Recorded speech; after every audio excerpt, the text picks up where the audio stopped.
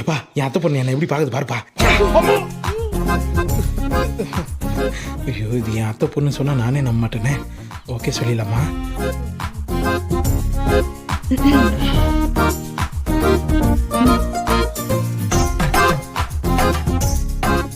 இவனுக்கு இப்படி ஒரு அத்தை பொண்ணா?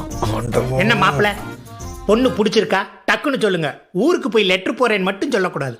அதாவது பொண்ணு செம்மையாக இருக்குது, விடுறதுக்கு மனசு வரல. ஆந்திராலேருந்து ஆள் வந்து அடிச்சாலும் சரி சொல்லிடலாம். எனக்கு பொண்ணு பிடிக்கல. ஏன்டா? ஏன் யூக்கனுக்கு அழகே இல்லையே? டேய், என்னப்பா பார்த்து